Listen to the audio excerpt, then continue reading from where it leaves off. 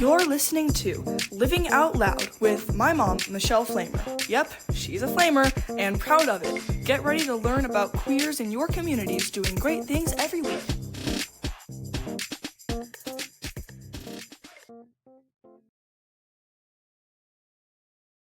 Hey, everybody. Welcome back to Living Out Loud, the podcast today where we amplify the voices of people creating positive change in their communities and helping others live more authentically.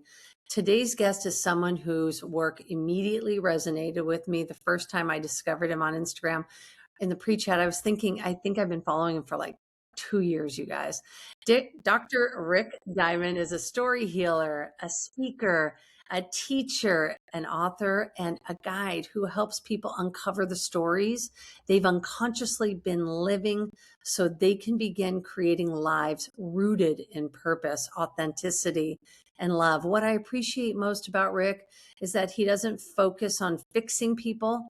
Instead, he helps people reconnect with who they truly are beneath the expectations, fears, labels, and narratives they've carried throughout their lives. Rick is also an ally and the father of a queer daughter, bringing a unique perspective on love, acceptance, parenting, faith, and belonging. He's also the author of the book Wrestling with God, a powerful exploration of faith, doubt, spirituality, and the questions many of us wrestle with throughout our lives. What stands out most to me about Rick is the kindness he brings into every conversation. In a world that often rewards certainty, Rick creates space for curiosity, compassion, and genuine human connection. Rick, welcome. Dr. Rick, I want to say, welcome to Living Out Loud, you beautiful spiritual human. Thank you, Michele. Okay, so can I just hire you to be the person who introduces me everywhere I go? That was amazing. Thank you Thank you. so much. I Oh get my a lot of gosh. compliments and people literally are like, "Can you text me that afterwards or send That that was to me?" I'm so like, good. Oh my "Thank God. you." Good. Thank Because I know you you. sent me your bio, but I'm like, I always like to put my own twist on it. Thanks. No, yours is way better. I'm serious. It was amazing. I'll And send it to you. I didn't tell you this too, but speaking of living your authentic self, the book which I wrote in the last 2 years, which is coming out, we think in October, we're about to decide the release date, is called There Is Nothing Wrong with You. It seems perfect.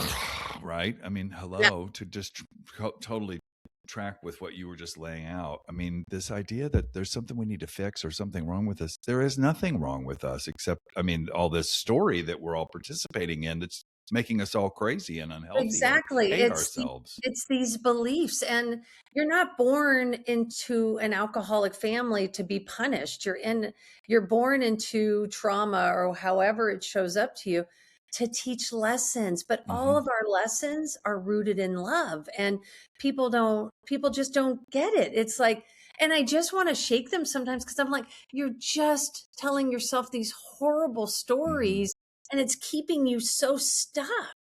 Yeah. You know? Yeah. How Yeah. did you know Absolutely.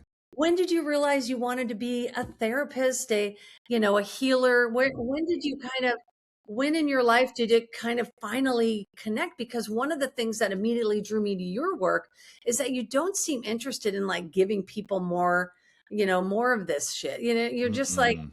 let's just Mm-mm. kind of, Mm-mm. talk about it and let's like have a little, it's like more about reciprocity for you. It's like, I'll share what my insights are, but there's no judgment around it. And I think people are just so used to being judged. The baseline for me, Michele, is when I look around and I see how we are treating ourselves and treating each other. It's not out of a sense of surety. It's out of a sense of fear and insecurity. Do you know what I mean? Like that's why we hurt ourselves and hurt each other, because we're in pain and we're scared. And I remember my first career was as a college English teacher for 10 years. And I Love it. loved the moment when somebody would go, "Oh, wait a minute. Is that what that's about?" Like they'd like have this beautiful awakening, or they'd say, "Wait, I don't know if I believe that." And that was in East Texas, which is a very conservative part of the world. It's kind of the old Yes. South still. You know what I mean? Yes. I've And been to Lubbock. yeah, well, you have been to the That's Panhandle the to West. West That's the Texas. West. It's It's very, still it's still anyway. Both Yeah. sides. I mean, yeah, you get it. And I live in Austin now, or as we lovingly call it, the Republic of Austin. You know, it's this little beautiful blue, Keep, keep island, Austin right? weird. But what's interesting is that no matter what I found over and over was that no matter what, and this was a community college, it was gigantic. There were people there who were 18 and 38 and 58 and going to college or going to be a nurse or going to be an auto mechanic or whatever. And for 3 years, I also taught in four men's prisons as part of an extension course of these colleges where I taught. And again, the moment when somebody would say, wait a minute, tell me more about this. What does this mean? Like those moments where people woke up and said, what about me? Like Mm. that was the secret sauce. And I got super into this idea of, and it's not just an idea, it's reality of, this life I'm living is for me. Like, as opposed to I've got all the shoulds I'm supposed to be doing and all of the expectations I'm supposed to be living and all of the shit that has been laid out for me to sort of carry. And I got really militant about it. Like it got ridiculous. I nearly got fired 10 times. I mean, it was so great. What is it about like talk therapy that just doesn't work also? Like, what is it about these old loops that therapists kind of have us in sometimes? What's interesting for me is that when I went in, well, here's the weird part, speaking of which, like I began to think, I started to have really profound spiritual experiences as well, like Mhm. mystical experiences that I couldn't figure out, and ended up going to seminary at the Methodist Seminary in Dallas while I was still in East Texas. And they're asking questions about like who wrote this and where did it come from and what was the political motivation under this text and what was the agenda. And I was like, why aren't you telling anybody this? This is amazing. This is great. And one of the professors looked at me and said, nobody wants to hear this. Nobody wants to Mhm. think critically. Nobody. I was like, wrong. You're wrong. You're wrong. Oh, we are all out here starving to death. Like, hello. So I then ended up going into ministry and was in Christian ministry for 10 years and then left that over a series of, I don't even know what's happening here. This is way too toxic. And so I ended up going into what I lovingly called disorganized religion and led a faith community for 18 years here in Austin that was totally radically inclusive, pro LGBTQ, very social justice active, everybody's welcome to bring their questions. And I cannot tell you how many times, Michele, somebody would say, and this goes to your question about therapy as well, what's wrong with me? Like, does God hate me? Am I Mhm. bad? It's the same Mhm. thing as, like a guy raising his hand in a prison college English class and saying, like, can I actually have some of this for me? Yes, you can have this for you. The thing that I became clear about for me is the beliefs that we have that tell us that we're not enough. The story that has been passed down generation upon generation and is being promoted culturally and in the media and in social media and in advertisement and in shoulds and shame. That's the Mhm. thing that's wrong. And that's the Mhm. thing. If we can see that we are not the story and we're not the shoulds and we're not all this bullshit, well, then Mhm. that raises the question, well, so what are we? Like, what are Right. we? And I became Right. so fascinated with that question. I think for many, many therapists and many people in the helping professions, the idea is that we need to somehow figure out the pathology. What's wrong with you? Yeah. If we start with the belief that there is nothing wrong with us except the stuff that we're carrying around that's made us feel afraid, that's made us Bingo. feel not enough, that's made Yeah. us feel insecure, that's turned us against each other. And it takes huge courage to slow down enough to challenge those beliefs and that what I call that story, which is why I call myself the story healer, because Yeah. we don't need healing. We're majestic and magnificent and amazing and brilliant and beautiful. I The love you. story, on the other hand, is a stinking pile of shit. Do you know what I mean? So we have to fight it. We have to oppose it. And it takes courage and it takes time. So, how do you help people to begin recognizing which stories belong to like us and which stories were handed to us by family, culture, religion, society? Yeah. I mean, that's the trick, right? That's really it. And I'm sure in your work as well, when you're helping people see what needs to be advocated for and fought for and stood up for, it's Mhm. really the same process. The first thing to ask is, like, where are you? Like, where are you now? Is there something that's broken your heart? Is there something that's made you afraid? Is there what's the thing that you heard that is so hurtful? And then say, where the hell did it even come from? Like, and to go really slowly and to say, okay, that belief, if it came from your family of origin, or you came from your church of origin, or it came from your culture of origin, or it came from a trauma, or it came from abuse, or it came from the whole culture that you're swimming in, like the fish in water. Like, then what we do is we analyze, okay, let's look at what that belief is based on. And here's the best part, Michele. When you start to see what the belief is based on, they all fall down. Well, I think you take the power out of it. Exactly. That's It's totally you it. gotta name it. But why are so many people, I mean, God, there's so many traumatized pain. I mean, it is painful when I meet somebody and I see their deep rooted pain. I mean, you're obviously an empath, like, let's be real. Like, we and I am too. Like, we take this on because, but I think where you and I don't sit in that empathic pain is that we love getting curious of what's behind, so we don't take it on. So we're like, okay, well, let's just like unpack it a little bit, which is what you're kind of saying, in the sense of like, well, where are you? Where in that painful moment, like you said, is it your mom causing that root? Was Mm-hmm. it your dad coming home from a drunken rage that night and that's where it all began? Like, what age are you? It's kind of like an EMDR moment, right? Like, where Right. you're sort Absolutely. of, and you're also intermingling it with a little bit of IFS, which I loved, Yeah. internal family systems, for some people Yep. who might not know what that is. Yep. I love that you're listening to what you hear beneath the words they're saying to you. Yes.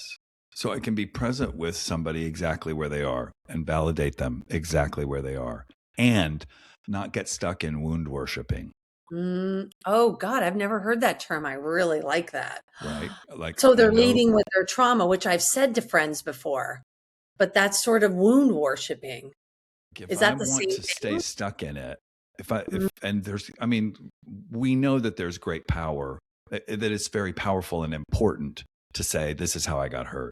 Like, that's necessary. We need to do that. And if we can't get past that, and we need to stay in that as much as we need to. And by the way, it can come back around, right? There's trauma and pain and sadness, and I grew up in a very unstable, violent home. I mean, those things still come back around. I'm 65 years old. When they yeah, we come back around, so do I say, "Oh, I'm good. I don't feel that, dog," or whatever? No, I mean, I need to cry now. I've had other plans for this hour, but it's time for me to do some crying. So whatever. And I Oh keep my this God, I picture. love that. Yeah, Keep this. Go ahead. I interrupted. no, Go ahead. it's beautiful. No, show me that picture of you. I keep Oh, this picture of me at 9. Like, this little kid is in the most scary, it's terrifying. Drunken dad left, da da da da. Mom's violent and scary and whatever. And I keep him here because, speaking of IFS and speaking of the idea of understanding who's talking and who needs what, like, this little guy is working so hard to hold it together. And sometimes I feel, I feel like sometimes he's like, I'm so glad things are going so well. This is really, really great. I need a breakdown. I'm overwhelmed. He's yeah, also the one who says, "Oh, I'm so excited about the book coming out.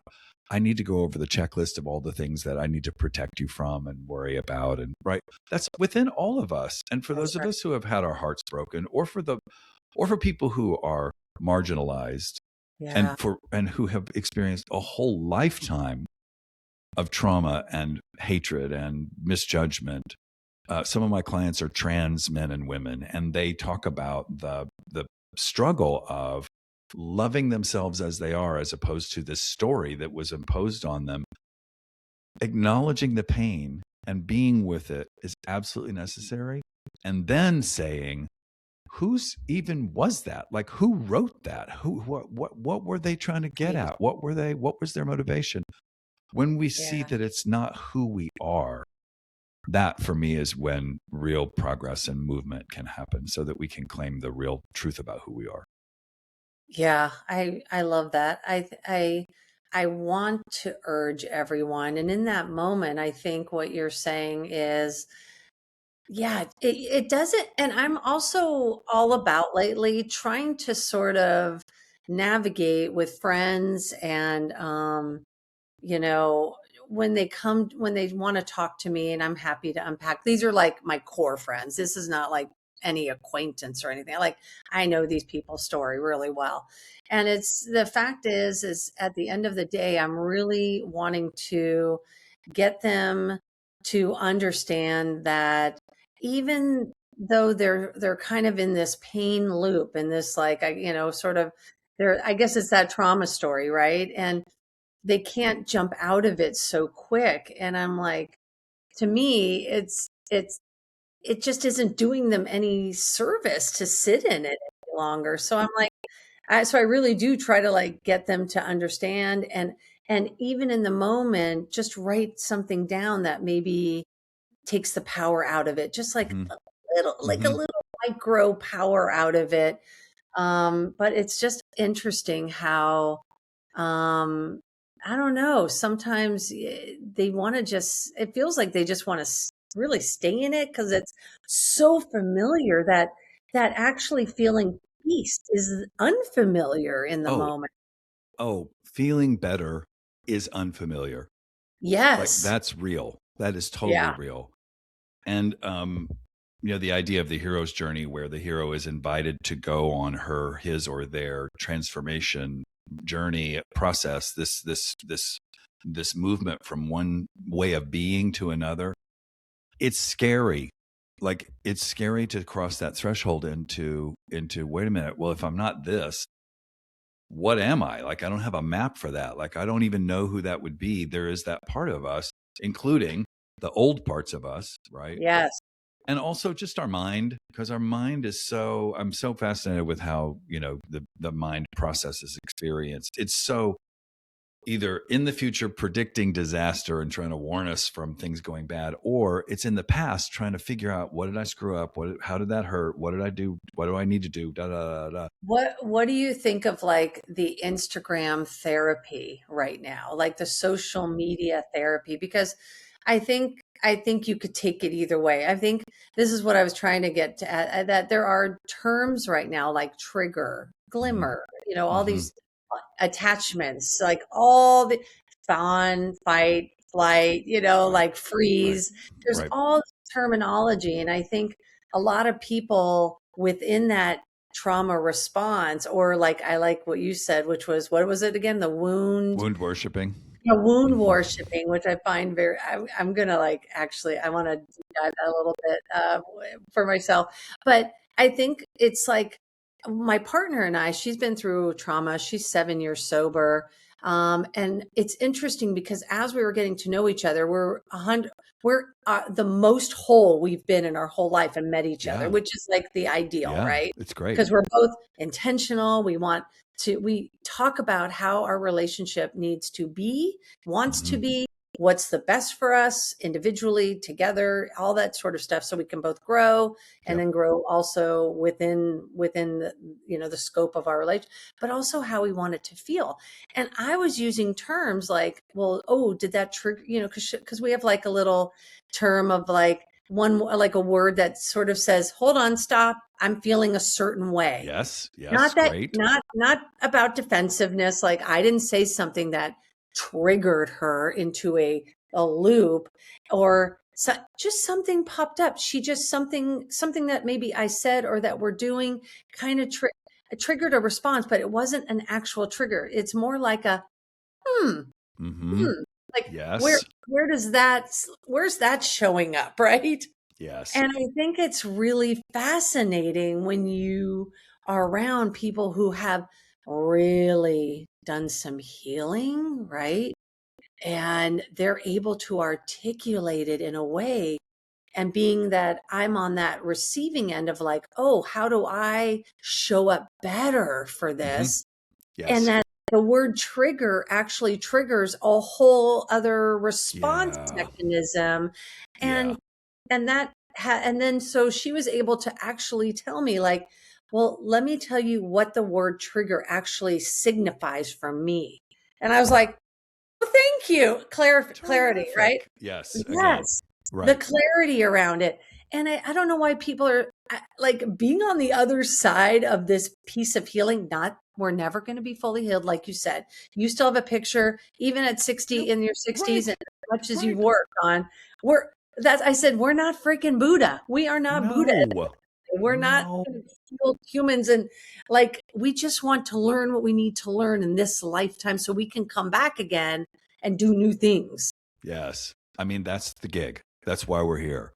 And when we sign on for whatever it is that we've signed on for, every one of those lessons and every one of those opportunities and every one of those arcs that moves us from point A to point B is going to take as long as it takes. And none of them are going to turn out the way we thought, When period. like many people are carrying shame, right? They don't even realize belongs to someone else. How do they recognize, like anybody listening today, how would you like tell them about their inherited shame versus their own truth? It's a Again, I great, know it's a story, but yeah.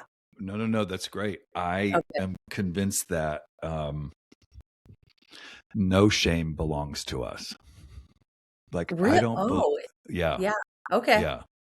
There's a difference between feeling embarrassed. Like I walked into the room and said something silly and everybody laughed and whatever. And then you go, oh my gosh, that's just the normal human need to figure out how to be in community or be in a setting so that I'll feel like I belong and I feel like I matter and I feel like I can be here and I'm not going to Right. be, exiled and, live under out in the with no dental plan in a field. Do you know what I mean? Like that's the deep human need for connection. I get that. But so much of the story that all of us live with has shame like cooked into it. It's not ours. It came from the people that imparted it to us. And the reason it came from them is because it came from the people who imparted it to them, and so on and so on and so on. And it comes from the church, it comes from the culture, it comes from body image, it comes from advertisers, it comes from all of these sources where when people are afraid, when they feel insecure, when they feel not enough, their instinct, all of us have this little toggle switch. Mhm. Am I going to react with compassion now, or am I going to react with fear? And so Right. much of the time that's where shame comes from, is when somebody was in fear for themselves. They don't know it, they don't see it, and they say things like shame on you, or you should be ashamed of yourself, or how dare you, or how could you do that to me, or that's just awful, or I whatever. mean, Brene Brown wrote a whole book on it, right? Right, right. and Many books, and maybe. her point about the antidote for shame thrives in the dark, but the antidote for shame is to bring it out into the light, like to tell the truth, to tell the story. What I find over and over and over with people is when we trace where the message came from, so often they say, oh my God, this isn't even mine. Like, this is not me. And in the Christian tradition that I came from, that I'm not part of anymore, but that I still honor so much of, like my elder brother Jesus, all he did was tell people there's nothing wrong with you. But over time, over the centuries, religious institutions chose to turn that into religious codes that were all about shame and sin and control and blah, blah, blah, blah. I don't see that in what that man is doing, nor do I see that in any of the great mystics and any of the great spiritual teachers. What they're doing instead is saying, where are you hurt? Like, not Yes. what's wrong with you, you terrible thing, but where are you hurt? So, Mhm. so for me, the thing that becomes really important is to ask somebody, this message that you're hearing, like, what's it made of? Who gave it to you? What were they afraid of? Mhm. Like, if we can get at what somebody was afraid of, that mean teacher in third grade, that mean, your friend's parent who treated you horribly when they found out you were different, whatever their definition of different was. Like, what were they so afraid of? Like, that doesn't belong to you. That's not yours. That's not even about you. It's not even a reflection of you. You were just a mirror for their fear. And here we Mhm. are and we're living in a cultural moment right now in which the more people awaken to their own magnificence and beauty and diversity and brilliance, which has been happening for 70 years now, basically, the great Yeah. revolutions of the last 70 years, Yes. there is a real fear response, which says, I can't be this with you. I don't like what you're doing because there's something about myself I don't want to look at. That's Mhm. always what motivates that response. What's fascinating is, as a spiritual person like you are, like I am, following spiritual other leaders and experts in this community, is that, and I'm going to say something that people will probably get tweaked about, and I have a feeling you Goody. know where I'm going with this, but I don't, maybe not. Trump was here for us, for a reason to awaken the fuck out of us. Absolutely right. Yep. And Absolutely right. And it's fascinating watching this come down because I had an hour meditation with one of my OG besties, Chrissy, who introduced me to you Mm. and into your world. And we went to an hour meditation. Then we went and saw Spielberg's new Oh, I movie. haven't seen it yet. Oh my gosh. Okay. Yeah, Go ahead. very interesting. And we came out, I and more, I just realize that the yes, despicable human being, all the things, we're too divided right now. But it is truly for us to really punch through where people are like finally awakening to this, monstrosity and Yes. to the hatred. Yes. And one thing that I really love and value about you is that kindness is kind of one of your superpowers, right? How throughout all of this and like where you kind of walk this path, it's like, how have you protected that part of yourself in a world that often rewards judgment and uncertainty or maybe certainty, in general? Yeah. Thank you for that observation.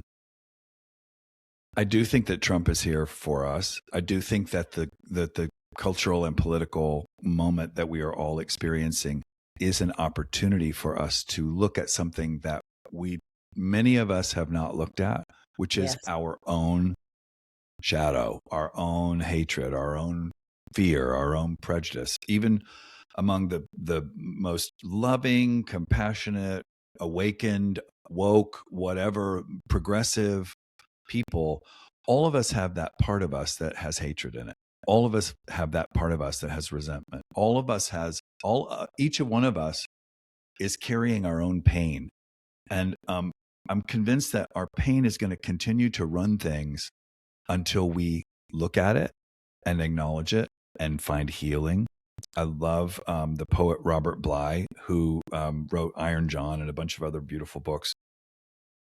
And he, excuse me, wrote a book called A Little Book About the Human Shadow. And in it, he says, we're all trained as we're growing up that some things are okay and some things are not okay. For instance, if your mom says, no, it's not nice for you to want to kill your little brother, then you take your anger at your little brother and you put it in an imaginary black bag, and everything that's on the no list or the bad list or the you shouldn't list or the shame list goes in the black bag. And he said by the time he graduated from high school, the bag was a mile long, and he was dragging the bag everywhere he went. And for me, the spiritual path that actually works is to open the bag, like just Mhm. compassionately open the bag with yourself, with another person, with Yeah. another human being, with a safe circle of friends, Yeah. with a wise teacher, with whatever, and to look at what's in the bag and say, yeah, that's still a sore place for me, and that's where I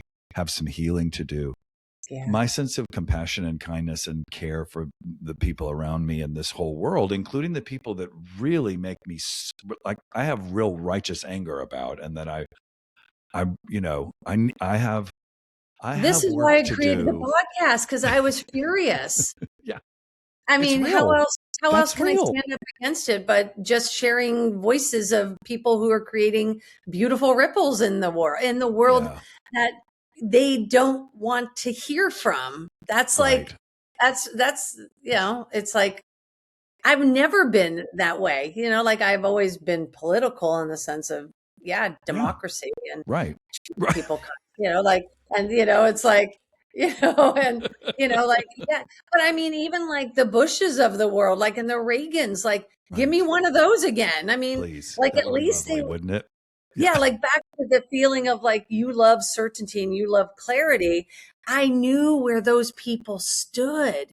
And that's why this is such a brain fuck right now, Oh, because dude. no It's one knows what's happening next. It's chaos, but we needed this chaos to say, holy shit, what do I want my life to look like now? what a great response. That is the best Right? response. That's the best response. The other, for me, also the other reason that this works, that this crisis that we're in is working, like it's doing something, which is that, like, this country has always been racist. Yeah. Period. Yes. Like the foundation of this nation is white Europeans colonizing brown people and enslaving black people. Yes. That's what this is. Now, it's not all that it is, but it is always been here. Like, we have an opportunity to look at that and to be honest about it. And some people want to be honest about it, and some people are afraid to be honest about it. It's no different than I've got this part of my selfhood that I don't like, and I can either look at it with compassion and courage and find support to look at it with compassion and courage, or I can just deny it. And if I deny it, everything that I hide, repress, and deny is going to come out. It's going to come out sideways. It's going to come out unconsciously. Like, Yeah. I'm going to project it onto the world around me. So the work is always, and it's, as we say in recovery, it's always an inside job. Like, it's bringing it back within and saying, this is mine. This is my side of the street. This is my hula hoop. What's happening inside my hula hoop? That's my responsibility. And then I can say, okay, what's happening over here in this election, or what's happening over here in this issue of social justice? How do I need to respond in a way that is authentic to me? And I'm also looking at my own shit at the same time. Yeah. So how do you protect that part of yourself? I meditate. Good. I think about death a lot. In I think what about, aspect? Like what does that do for you? well, I believe in reincarnation. Like, I'm clear that we're here for many, many, many, many, many, many, many, many, many, many turns. Do you know what In I mean? fact, I'm sure you and I knew each other in that path. That's why I was drawn to you and your How else voice, did we right? find each other? Hello, here we are. Isn't that beautiful, Exactly. right? It is. It's beautiful. And so the idea that it's not up to me to get all of this figured out, or in the super Western old model, I have one lifetime. I have to get everything figured out. I have to get all my sins taken care of, Yeah, and I that's a have to lot of pray the pressure. right prayer. No shit. Like, what? Right. So we're here. When I think about death, I think about the fact that we're all part of something that's much, much, much bigger than this one individual incarnation where we have to somehow get it figured out. I don't believe that. Nor do I Mhm. believe that it's up to us to get anything figured out except to be present to what is. And so for me, thinking about death is really about thinking about being present to this moment, like this holy, beautiful, sacred moment in which you and I are here now.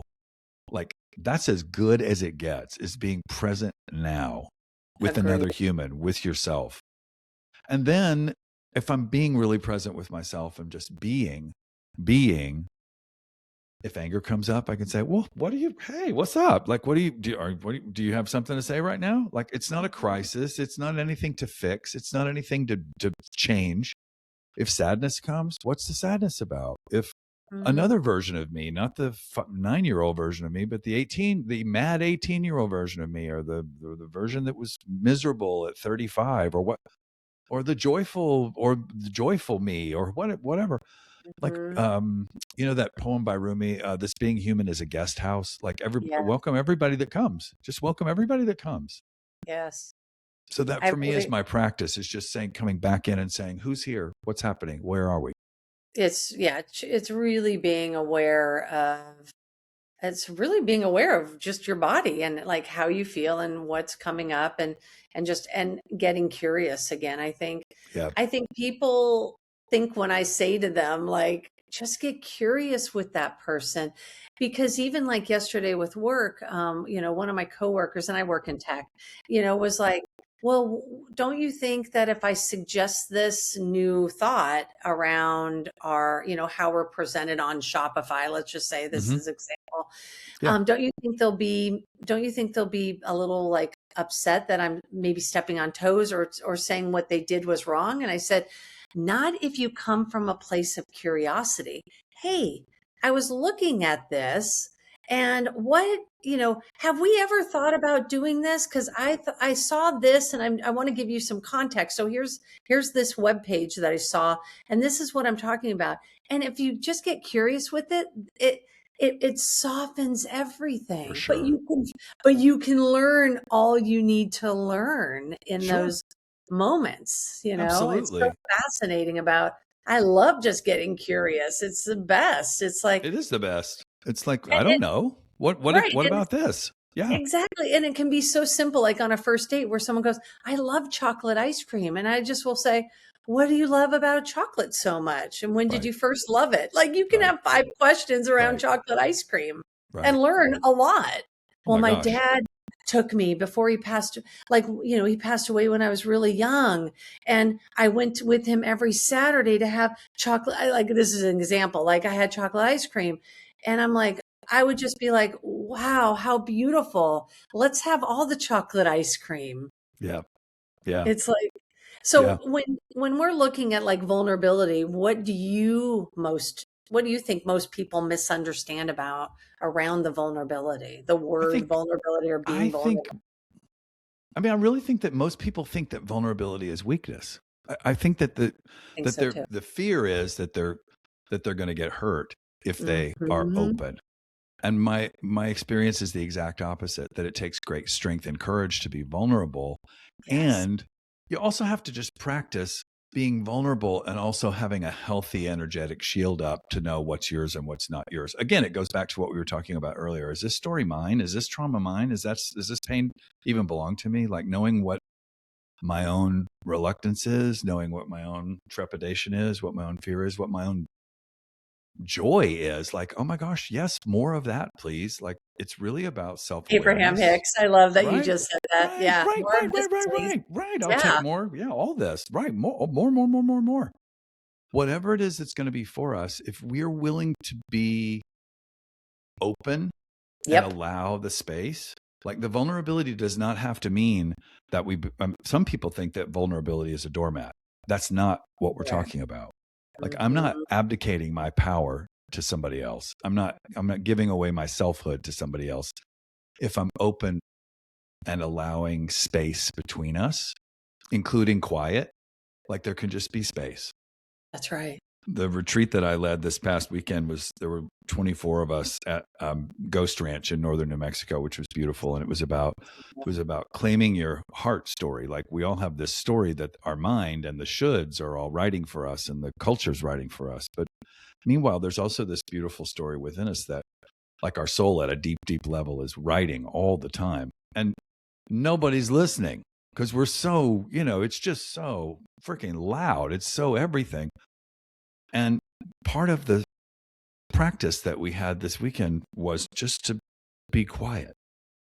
No, it wasn't a meditation retreat. We did a lot of talking. Like, you can hear it in my voice. I talked a lot this weekend. Like, everybody talked. We had all these small groups and big groups and conversations and everything. But part of it was just somebody would say, what about this? And then we would just kind of sit with the question and allow the question just to be there, and then all respond together. Like, for me, when somebody is going through an awakening or an empowering, like, I Mhm. remember Ooh. that. I remember the day that my daughter, who was then college age, came to me and my first wife, her mom, and said, I need to tell you guys something. I'm not straight. There's something different about me, and I need you to know that.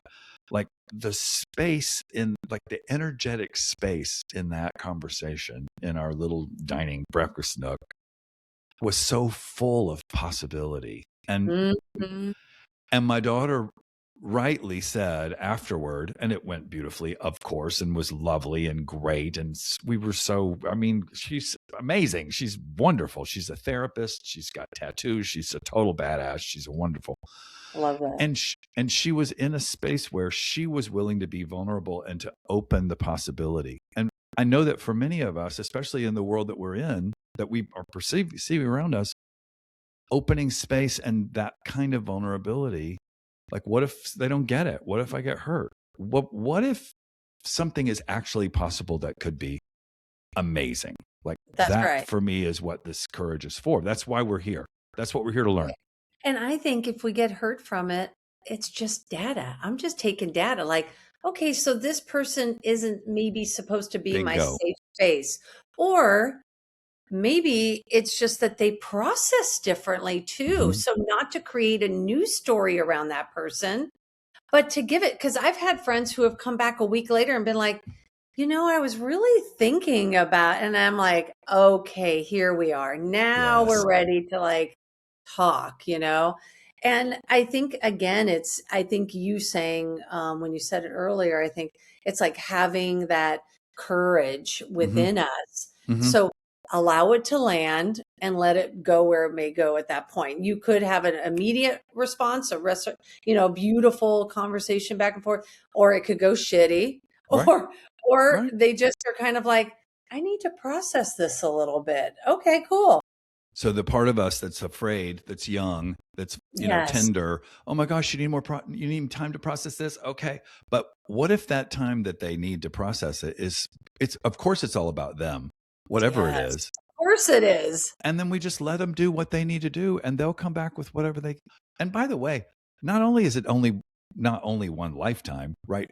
The number of levels of what is happening inside all of us is so ridiculously complicated, like the stuff we're conscious of and the stuff that we are not conscious of. Like, Yes. there are connections that are happening between us and around us and all through all of this beautiful interwoven experience that we're having. Yes. We're not seeing most of it. I'm just saying. So I know. our ability to know, I think that went pretty good. How do you feel? Like, yeah, I feel like it went great.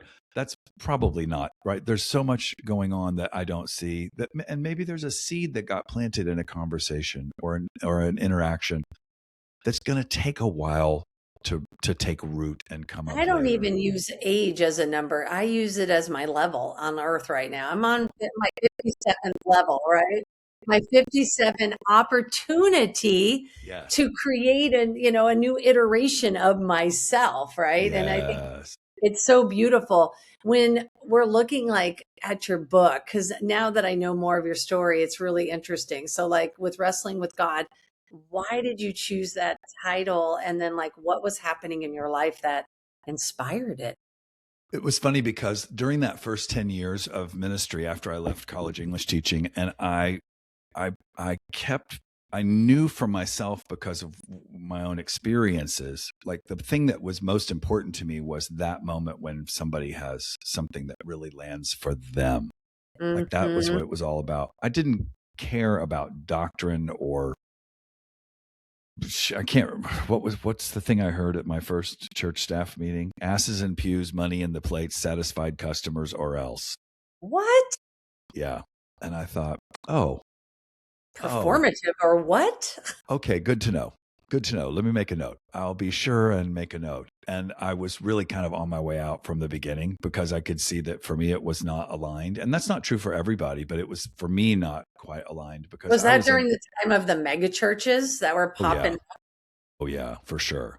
The last church I worked at as a regular church, as a real church, quote unquote, organized religion as opposed to disorganized, was a mega church here in Austin for 3 years.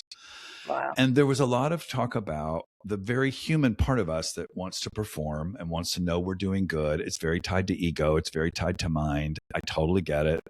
That's how this thing works a lot of the time. And I just was interested in something different. I was interested in something at a spirit and heart and body level. And so over the years, I kept practicing. I was attracted to like spaces in which people could be in a just memorizing everything, knowing everything. I know the right answers. I know the doctrine. I know the rules. I know the whatever. And that was my wrestling with God in a way. That's where that title came from, because there was a part of me, it was just like, I don't think this is what this is about. And so many people, as I said earlier, their question wasn't about doctrine. Their question was, look, does God hate me? Like, am I going to be okay? Like, what am I doing? Like, tell me it's okay. Yeah. So, and that's true for everybody in one way or another, all of us at some level. I don't know. I don't care how cool, together, quote unquote, successful that human being is, sister, brother, or other, whoever it is that you're focusing on social media or any place else that you think has their shit together. They do not. Like, that's not a thing. Mm-hmm. Everybody has the stuff that they're scared about. Like, speaking of Rumi, every day we wake up empty and scared. Like, that's what it is to be human. So then the question becomes, am I going to try and fix it by being super together, super busy, super in control? Or am I going to open a space for other things to be possible? And the other things to be possible is where it's at. What do you say to the, LGBTQ community that is coming to you, Yeah, that you have the opportunity to connect with, when they're like, does God really love me? Like, what, I mean, because that seems to be the biggest answer, is like, absolutely. why would my church kick me out if God loves and created all of us? Right. When I What started do you, what do you say to them? when I left the faith community, the mega church where I had worked here in Austin, and I'm super grateful for what I learned there, for sure. And it was not the right fit. It was time to go. We started in the a faith community that we ended up calling Journey Imperfect Faith Community. Like, and people would say, imperfect faith? No, shit, no. Imperfect, super not perfect, not at all perfect. We don't know what we're doing. All we heard was love God and love people. That's it. That's our whole doctrinal statement. That's all we have. And early on, gay and lesbian people showed up and said, do I get to be here? Mm, Like, if this is about love, do I get to be here? And immediately this little scruffy group of nomad, wastrel, hippie, questioner, agnostics, whatever, people all said, absolutely. In which case, what does that mean to us theologically? Like, what does it mean to us in terms of our sense of God? Like, for real, what does that mean? And so we did a lot of really intense work around like whole Bible study, quote unquote, Bible study series classes, group work, where we dug into, okay, if God is love mm-hmm, and the church says this, and mm-hmm. those don't go together, what do we do with that? Like, how do we get clear about who we really, really are? Because some churches have the whole everybody is welcome, but you don't really get to be here because there's something wrong with you. Do you know what I mean? Never mind the fact that my elder brother Jesus talked all the time about greed and control and ego and money, and never talked about homosexuality at all. Anyway, I'll just put it down. I nearly got worked up. Everything's fine. So the real question becomes not, are Hang you, out, little Rick again. I'm just I'm kidding. good. Everything's fine. Everything's Okay, fine. good. Okay. I'm good. When the real question isn't like, why does God hate me? The real question is, where did you hear that story? Mm, Like, it's always, what was your experience like? What was your feeling? Where were you? What was going on? Can we get to that place and see what they were afraid of, what they were mad at, what story they had been told? Like, the more we look at these oppressive narratives, Toni Morrison, the great Nobel laureate writer, yes. called it the master narrative. Like, it's the narrative that tells the people with power tell everybody else what is good, what's possible, what's pure, what's beautiful. And if we can look at what the fear is in this narrative that told us, you're not good. They didn't tell me I was bad because I was a straight boy, because I didn't hear the same thing that my LGBTQ brothers and sisters and others heard. But what I did hear was, you're bad because you think about girls and you're 14 Yeah. and you have the demon of lust in you and you're a sinner and you're unclean and you're horrible. What the fuck? Like, what is that? Like, it's so sick. It's so sick. The point being, it's so sick. I wasn't sick. No.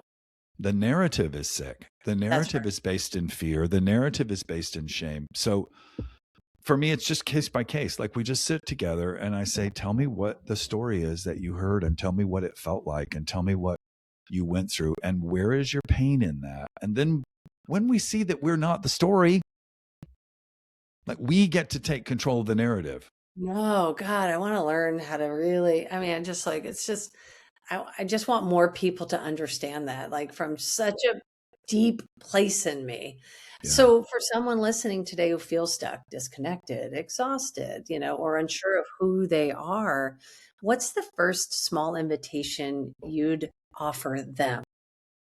Believe it or not, before they contact me through my website to work with me, the first invitation is to sit and journal.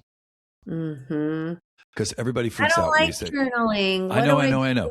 I Like know. people always say, I don't like to journal. I know when people say, but they say the same thing about meditating. Like if I say That's the true. first thing to do is to sit and meditate, and they're like, I can't do. By the way, it's not possible to silence your thoughts. That's not real. Like it can't be done. Thoughts No, come and go. Thoughts come and go. Thoughts that's come and it. go. It's great. Let It's the thought come and go. that's it. But for me, like if you can't journal, like you don't like writing, then just draw, just doodle, just sit. Mm, The whole point is to be quiet, like to sit yes. for 1 minute and be quiet. I love that. If I Great. can sit and be quiet, and then the practice becomes what do I hear? What do I see? What do I feel? And just observe it. Just observe. Just observe with no judgment. Like all of us are afraid. All of us are feeling like we're not enough and we're somehow there's something wrong with us. So the Mhm. thing to do is to just say, let's just observe. Like you were talking about curiosity earlier. Let's just see what this is. Like who's by the way, who the hell is talking right now? Like, what is this voice I'm hearing? Who's Right. so scared? What are you so scared of? Yeah. And what I find is that opens the space to then become, uh, wow, is this the truth? Like, is this the truth? Yeah, It's it's not. amazing. I know, it's amazing how many people, like I'll say, are you in therapy? No, I don't want to know what's down beneath the surface. I'm like, well, then how do you expect to grow? Like, what the hell? Like, if you don't know what's going on underneath there, it's like diving into a lake that is black, mud Right. black. Like, you're not going to get to even see the beauty of what's under the lake. Like, Correct. it's just all this Absolutely. sediment is sitting in our system, is what I say. I like visuals. Like, it's sediment. Do you Yeah. want sediment in there? It kind of sounds gross, right? Like, no. What if we just kind of turned one pump on? Just one Yeah, pump. Just that's one what if pump. we just this, we don't have to do everything. What if we just Right. turn on one pump and just begin to clear out some of the gunk that's in this tank? And maybe it'll clear out. The fear is, Right. oh my God, if I look within, everything in there is going to be bad. That's the story. Yeah. That's not you. Like Right. you are a beautiful, magnificent soul and you're having a human experience. And in the human experience is a lot of programming that is frankly bullshit that was based in somebody else's fear. It's not your fault, Will. Do you know what I mean? Like from Good Will Hunting, it's not your Yes. fault. It's I this love thing that. that was Perfect movie. right. It's this thing that everybody else constructed in their own unawareness. I think we are unique in human history right now in that we have the ability to speak to so many people in real time, like you and I are doing right now, plus That's through right. social media, plus the Yes. internet, plus all the ways that Yes. we can know everything there is to know.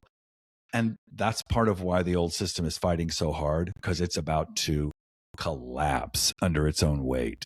That is so freaking true. So one of my questions, for everybody is, what does living out loud mean to you? And then we're going to get to our fun rapid fire. But what does living out loud mean to you, Dr. Rick? It's just about being present to myself and to people around me, like really, really, really present, like going within and then to speak truthfully and clearly with every single person that I interact with. I am so crazy about human beings. I mean, I know we're all a mess and we're all whatever. And I know that we're all also beings of light that are so full of potential and magnificence. So for me, living out loud is just like, hi, like, hello to the person behind the counter, to the person on the other end of the email, to the person that's in traffic. Like, we're not enemies. We're not each other's problem. we're here together. That's a privilege. Like we get to be here. I get to be alive right now. Right. That's for me is what it's about. Now this is just a curious question because I get some of these questions sometimes to me when I'm like out with people. It does being fully your whole self take a lot of energy? It requires a lot of energy, but it's not draining. That's right. That's what I say. Right. It's But not depleting. but like at night when I stop, I'm done. Like I'm That's all. cooked. Mm-hmm. Right. But Mm-hmm. it's not like, because I think being passive in life, and I think, holding everything in is just way Oh. more exhausting from that Oh. perspective. But I get energized like in these moments, in these kinds of conversations, even though it takes probably us a lot of energy because we want to be so present and so intentional in the conversation that being really present does take a little bit out of us, but it's a joyful out of us. It's a happy exhaustion sometimes, because you're like, whoo, I really left it all out there on that call, Yes. or Oh, whatever it absolutely. is. Yeah, it's It's really like cool. it's like Come See Me in the Good Light, about Andrea, I love the Andrea. her willingness to be fully present to her experience. That's what she was teaching us in that That's right. documentary. Like That's right. I'm here in this experience, all of it. Yes. Yes. And I feel like the image that's dropping in for me is water that's moving versus water that's stagnant. Yes. Like being present is like water that's moving. It's like a That's stream. right. It is. And it takes energy to show up and be present. And there are times when I just want to, watch Netflix, which is fine. There are times when I just want to take a nap, which is fine. That's That's right. fine, true. There could be rest. There could be a little eddy that's off to the side and we're resting here for a minute. That's But like right. so much of the time we're avoidant because we're afraid to expend the energy to be present. And that's like stagnant water.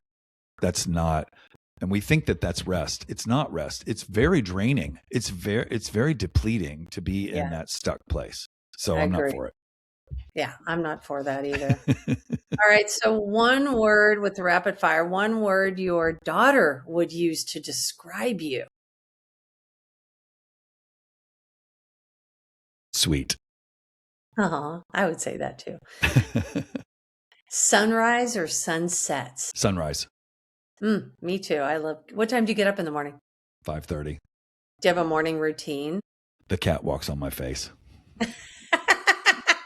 Are you a coffee or tea person? Coffee. But I like a cup of mushroom coffee first and then regular coffee after that.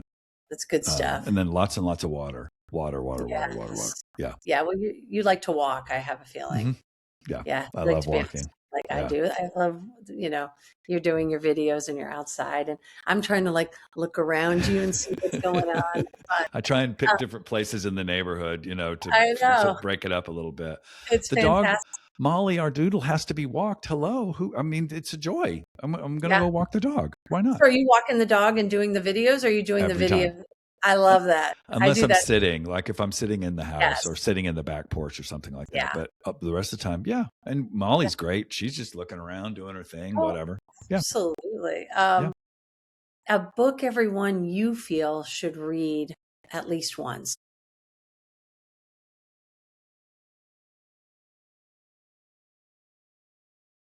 Lord of the Rings. Really? Okay, now I'm extra curious. Why? That literally was not even a book that I thought it was going to come out of your mouth. Okay, so tell me It's why. my absolute favorite book. The first time I read it, I was in high school. All three, like the whole thing. I realized it's a lot. It's big. It's gigantic. It takes forever. Yeah. And my Thousands wife, Christina. and thousands of pages. Yes, it sounds terrifying.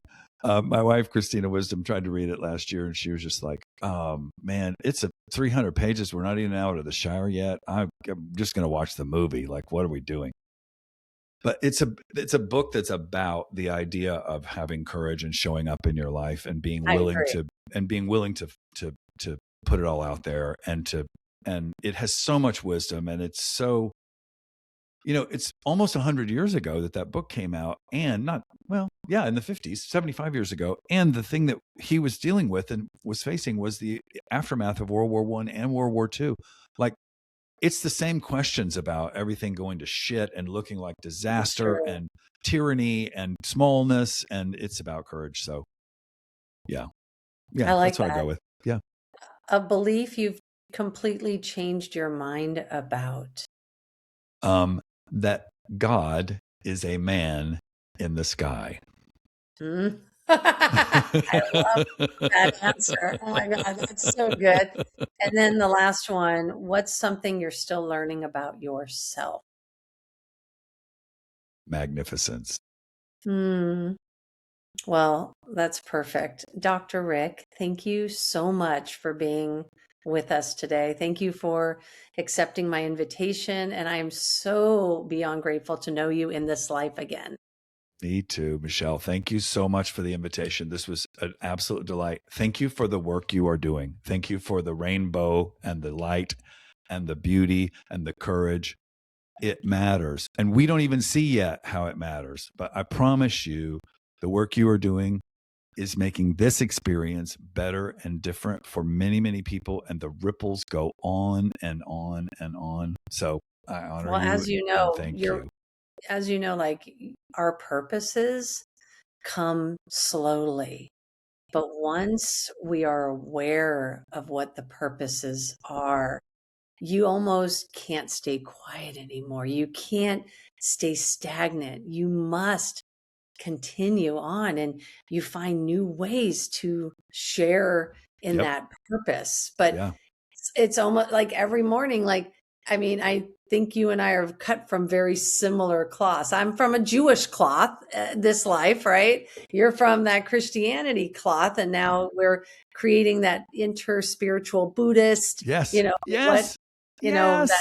whole cycle around there. But I just, you wake up with things about, I can't wait. I want to share this with people. I thought I learned something cool today. Maybe someone else will resonate with it. That's all you can think about. I don't think about it in a sense of like, I know everything. I'm just like, I wake up and I'm like, I'm curious. Let's find out what this is about.